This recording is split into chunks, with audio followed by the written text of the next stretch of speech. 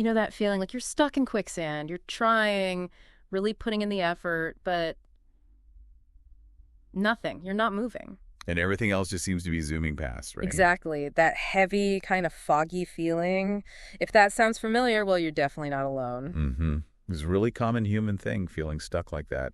And, the key thing is it doesn't automatically mean something's wrong with you. Right. Could just be a signal, maybe? Yeah, precisely. A signal that maybe you just need a fresh perspective. Yeah. A different angle. Okay, so that's basically our mission for this deep dive. We've been looking into some really interesting strategies for how to get moving again when you feel that way. Trying to find some practical things you can actually use, not just theory. Yeah, actionable insights. Something to help break out of that stagnant feeling. So, where should we start? Maybe with that whole idea of the linear path. Oh, definitely. The myth of the linear path. There's this huge, unspoken pressure, isn't there? Totally. Society kind of tells us life should be this neat sequence. School, then the right career, climb the ladder, hit the milestones. Like a conveyor belt. You just hop on and follow the predetermined route. Yeah. But what if that route just doesn't feel right? Or you realize maybe halfway along that it's heading somewhere you don't even want to go. That's the big question. And the reality, as we've seen, is that life is, well, it's usually not that neat. Not at all. It's often messy, right? Full of twists, turns, maybe even feeling like you're backtracking sometimes. But that's not necessarily being stuck. That's just growth. Exactly. It's the non-linear way things often happen. This idea of a straight line, it's kind of an old model, maybe from a time when careers were more predictable.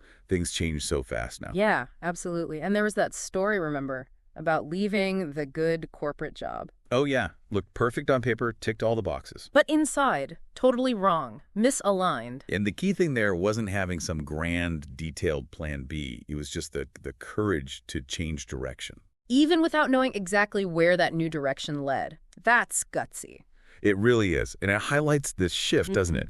Focusing on the direction of movement, making sure it feels aligned, rather than obsessing over some perfect endpoint way off in the distance. So even slow movement, if it feels right, is progress. It's the opposite of stuck. That's the idea, yeah. Okay, but what if you don't even know what direction feels right? That feels even scarier sometimes. Like you're lost in a thick fog, no landmarks, nothing. That lack of direction is, deeply unsettling for a lot of people. But there's this exercise that came up, the Future TED Talk. The Future TED Talk. Okay, I'm intrigued. Tell me more. Right. So imagine, fast forward 20 years. You're standing on that red circle stage. Okay. What are you talking about? What's the story you want to tell? What impact do you want to look back on and say, yeah, I did that, and I'm proud of it? That's interesting. It sort of pulls you out of the immediate weeds, doesn't it? Exactly. It shifts your focus from the day-to-day anxieties and uncertainties to something bigger, a broader vision of what matters to you. Like giving your future self permission to have figured something out and then working back from there.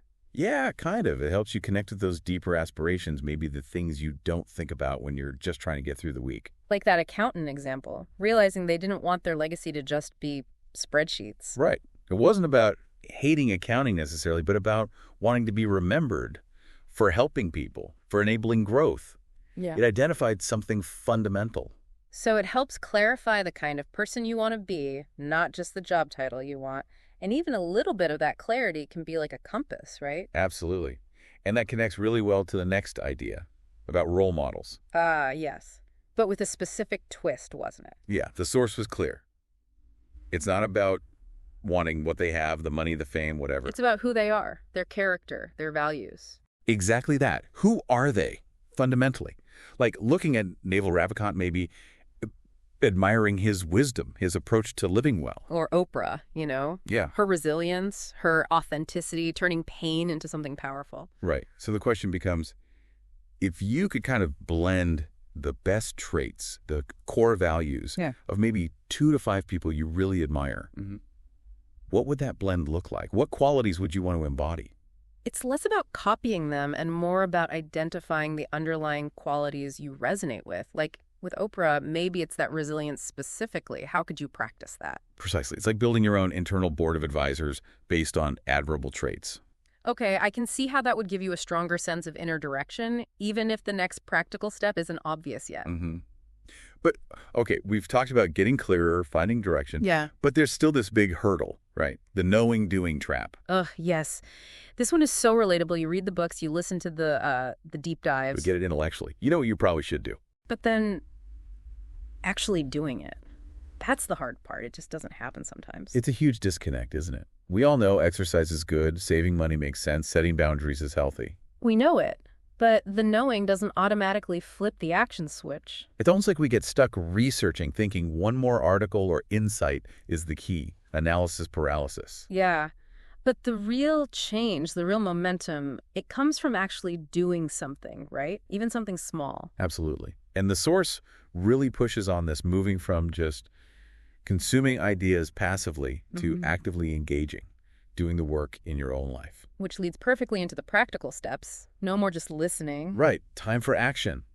The suggestion is simple but powerful. Grab a notebook, pen and paper. Old school. And actually write stuff down, not just think about it. Yeah. Physically write down your thoughts about these things we've discussed, that future TED Talk idea. What would you talk about? Who are those role models and what specific qualities do you admire? What are your core values? What really matters? Even just listing some dreams, big or small.